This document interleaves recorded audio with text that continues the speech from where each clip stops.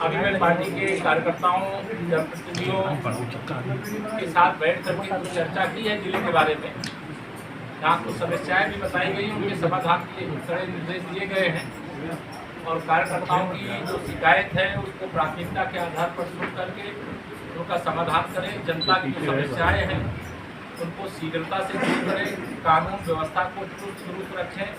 जो गरीब कल्याण का, किसान को समृद्धशाली बनाने का, महिला सशक्तिकरण का कार्य चल रहा है उसको मजबूती से आगे बढ़ाएं। चित्रकूट जनपद हमारा पिछड़े जनपदों में है और इसको पीछे से आगे लाना। हम धार्मिक पर्यटन के प्रमुख केंद्र के रूप में चित्रकूट को आगे बढ़ाने में जरूर कामयाब हुए हैं, लेकिन अभी जो करना बाकी उसको सब काम को आगे करने का काम करेंगे, बढ़ाने का काम करेंगे। आज यहाँ पर एक और सम्मेलन है, उस सम्मेलन में भी मैं सहभाग करूँगा और फिर भगवान के दर्शनों उपरांत जाना रहेगा।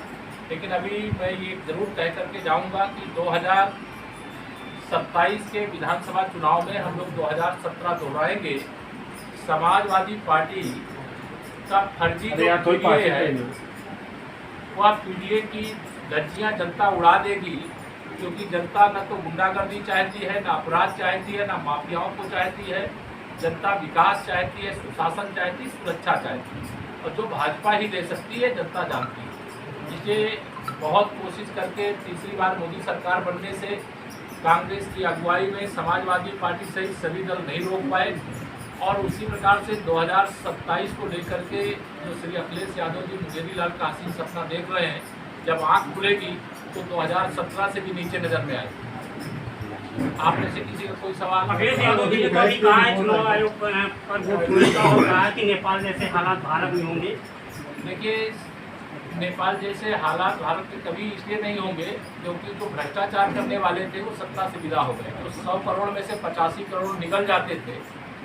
जो विकास की योजनाओं का पैसा गुंडों और अपराधियों और माफियाओं की तिजोरियों में भरने का रास्ता खोल देते थे, जो आतंकवादियों तक के मुकदमे वापस लेते थे, ऐसे श्री अखिलेश यादव जी को इतना ही मैं कहूँगा कि आजकल श्री राहुल गांधी जी के साथ में और अखिलेश यादव जी सत्ता में रह चुके हैं 2012 से 2017 तक। जब अपना कार्यकाल वो देखेंगे तो उनको शर्मिंदगी होगी कि अपने कार्यकाल में जो वो फर्जी पीडीए की बात करते हैं वो फर्जी पीडीए परिवार डेवलपमेंट एजेंसी बन करके रह गया था। इसलिए 2027 में जो 2024 में उन्हें कुछ सफलता मिल गई थी वह 2027 में दोहराने में कतई कामयाब नहीं होंगे। जनता उनकी असलियत समझ गई है। इसीलिए 2024 के लोकसभा चुनाव के बाद 4 राज्यों के विधानसभा चुनाव हुए, जिसमें से 3 राज्यों में भारतीय जनता पार्टी की सरकार बनी। हरियाणा में तीसरी बार सरकार, महाराष्ट्र में तीसरी बार सरकार, दिल्ली में 26 साल बाद सरकार, झारखंड में हम मुख्य विपक्षी पार्टी हैं और बिहार में हमारी सरकार बनने जा रही है। और 27 में इतनी बड़ी विजय जनता के आशीर्वाद से भारतीय जनता पार्टी गठबंधन यहाँ पर फिर से प्राप्त करेगा, जिसकी कल्पना श्री अखिलेश यादव जी को नहीं है।